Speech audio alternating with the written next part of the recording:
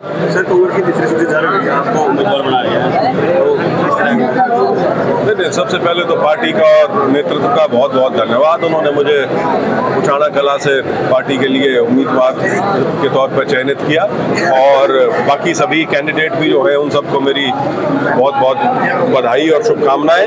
और वो सभी साथी जो काफ़ी समय से प्रयासरत थे, लेकिन वही वाली बात है कि हर हल्के में टिकट तो किसी एक व्यक्ति को ही मिलनी है, तो मेरा सभी से अनुरोध है कि पार्टी जिस प्रकार से एक बड़े भारी बहुमत की और बढ़ रही है, उसमें सब साथी अपना योगदान दें और टिकट की लड़ाई यहीं तक होती है। इसके आगे हम सबको एक होकर पार्टी के लिए लड़ना है और सुनिश्चित करना है कि बहुत भारी बहुमत से न सिर्फ उचाना, जींद, बल्कि पूरे हरियाणा में कांग्रेस पार्टी की जीत। बीजेपी अध्यक्ष जो चुनाव हुए पटौली जी, उन्होंने कहा कि यहाँ पर दो परिवार लड़ाई होती थी हमेशा, आपके बाद कमल के लिए गए। कहाँ पे? पटौली जी जो अध्यक्ष थे, आज वो नामांकन बनाए थे, उन्होंने कहा कि यहाँ पे दो परिवार लड़ाई थी, चौटाला परिवार। नहीं, वो थोड़ा शायद उनको ज्ञान वृद्धि की आवश्यकता है। कमल तो मेरी माँ ने खिला दिया था यहाँ अब तो कमल दोबारा मुरझाने का टाइम आ लिया, तो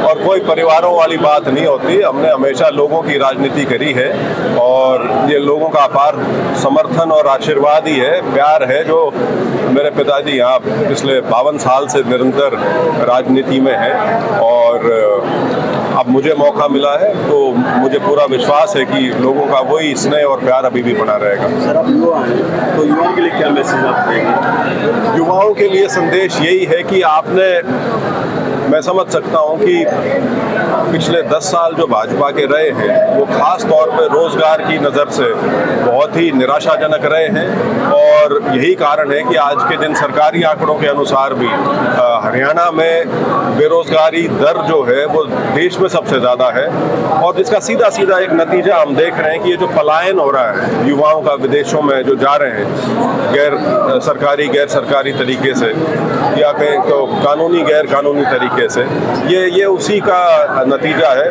तो मैं अपनी ओर से यही कहना चाहूँगा कि कांग्रेस की जब सरकार आएगी तो भरसक प्रयास किया जाएगा कि बिल्कुल प्रमुखता से और सबसे ऊपर प्रायोरिटी में रख के युवाओं के लिए उनके रोजगार का कोई साधन मुहैया कराए जाए और उनको उस दृष्टि से उनकी ट्रेनिंग भी कराई जाए, शिक्षा दीक्षा जो है वो भी उसी तरीके से ढाली जाए ताकि एम्प्लॉयबिलिटी जो है वो बढ़ सके। और ये समस्या सिर्फ उचाना की या इसके आसपास की नहीं है, ये पूरे प्रदेश की एक समस्या है और कांग्रेस इसके प्रति बड़ी संजीदगी से काम करेगी, ऐसा मेरा मानना है। सर कांग्रेस पार्टी भी पश्चिमी किस पार्टी को देख रही है? जी सर कांग्रेस पार्टी भी पश्चिमी किस पार्टी को देख रही है? नहीं, विपक्ष में तो सिर्फ बीजेपी है। हरियाणा में सीधा सीधा मुकाबला कांग्रेस और बीजेपी का है। सर उन्होंने कहा कि कांग्रेस इसलिए गठबंधन देख रही है क्योंकि कांग्रेस हरियाणा में कमजोर हो चुकी है, तो गठबंधन की चर्चाएं चल रही हैं, उसको लेकर। देखिए, गठबंधन की चर्चा सिर्फ और सिर्फ इसलिए थी कि राष्ट्रीय स्तर पे जो इंडिया अलायंस बना है उसको ध्यान में रखते हुए, अन्यथा प्रदेश में कांग्रेस को किसी गठबंधन की आवश्यकता नहीं है, ना पहले कभी किया। ये जो लोकसभा चुनाव था इसमें पहली बार कांग्रेस गठबंधन में गई थी जब आम आदमी पार्टी को कुरुक्षेत्र की सीट दी गई थी। तो कांग्रेस हरियाणा में पूरी तरह से सक्षम है और बहुत बहुत बड़ी मेजॉरिटी की तरफ बढ़ रही है और जो अभी खबर मेरे को मिली है, आम आदमी पार्टी ने शायद अपने 20 कैंडिडेट अनाउंस भी कर दिए, तो जिससे ये समझ में आता है कि गठबंधन की बातें जो हैं वो सिरे नहीं चढ़ पाई।